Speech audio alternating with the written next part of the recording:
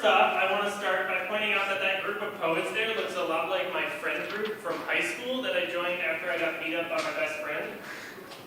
We weren't best friends after the beating up, just to preface, but yeah.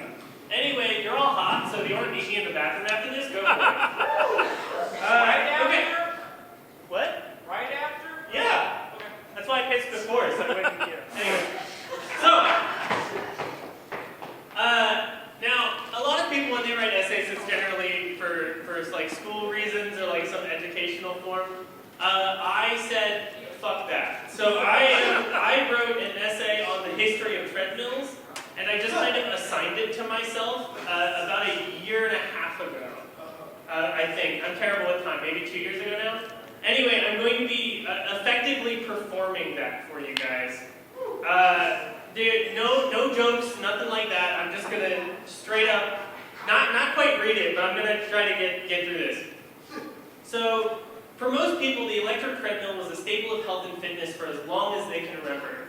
And this hasn't always been the case, though.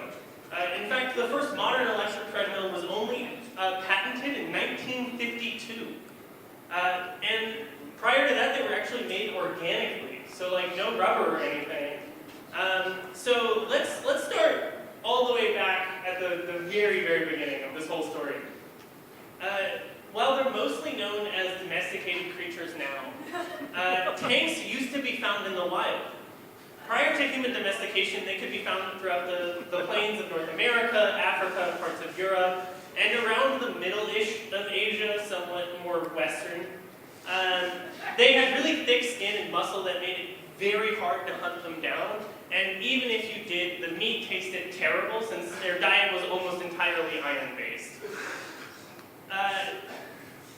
But one thing you could do is you could actually extract the soft part of their body off of the harder aspect of them, and that soft part being the treads. Now, it's not quite known exactly when the first treadmill was made, but it was a largely upscale and expensive product, just due to how hard it was to hunt down tanks, right? Especially, I mean, they were rare creatures for a really long time. That was until 1911, Claude Lorraine Hagen invented the first way to domesticate and mass-produce tanks a lot easier. The idea was later accepted as a patent in 1913. This later led to the name treadmill. Tanks were often raised on farms that had mills, and so when treads were harvested and treadmills were made, people buying them would say, I'm off to go buy a tread at the mill, which later shortened to treadmill. So a little etymology for you guys.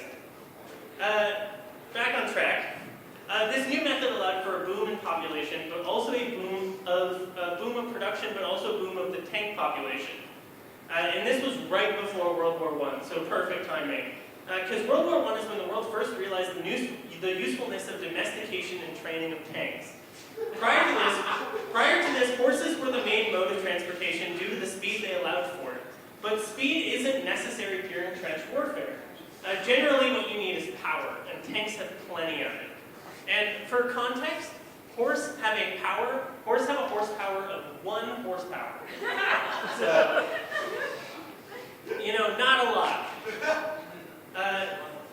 This led to a large amount of selective breeding of tanks across every single side of the war, and is the main reason we have so many different types of tanks today. A good comparison is dogs. It's like dog breeds, but now there's tank breeds, right? While this did wonders for tanks, it hurt the production of treadmills tremendously, because all tanks were taken away from the farms that raised them and taken directly to the front lines. This and World War II are still, to this day, the lowest points in treadmill production and sales throughout the history and since mass production started. The end of the war ended up bringing a lot of American exceptionalism with it. This was constantly promoting the idea that Americans are stronger, smarter, and better than the entire rest of the world. And that thought process ended up leading to a large interest in fitness equipment, specifically the treadmill, leading into the Roaring '20s. Now, fun fact of the day, it's called the Roaring '20s because of 2 major ideas in the cultural zeitgeist at the time. Most notably, there's a lot of love going around, lots of dancing and parties, basically just celebrating the war and being in peacetime. And there was also a lot of interest in dinosaurs due to the large dinosaur discoveries in paleontology. And so it's called the Roaring Twenties, because roar means I love you in dinosaurs. As anyone in a technology field would tell you, large growth without preparation comes with problems.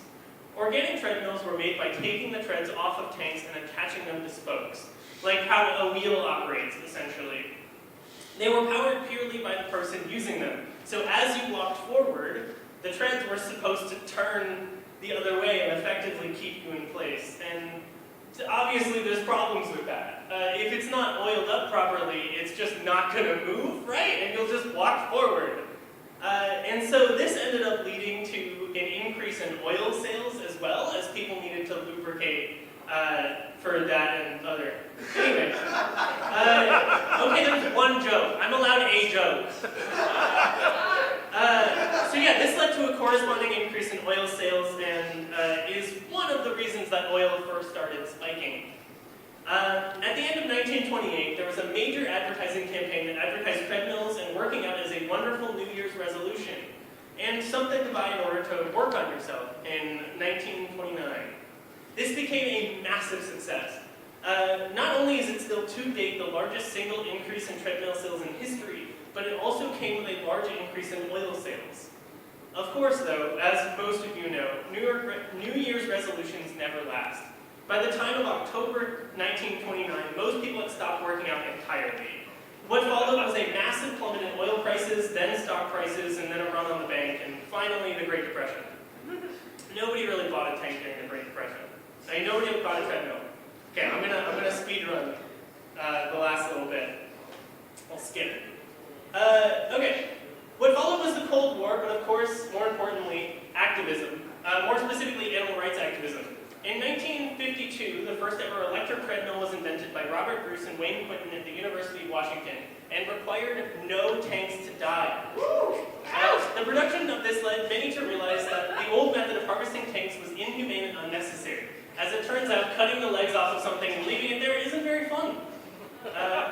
About a month and a half of mild protesting for tanks right later, the U.S. finally banned the use of tank treads on July 2nd of 1954 and pushed animal rights effectively to where it is today.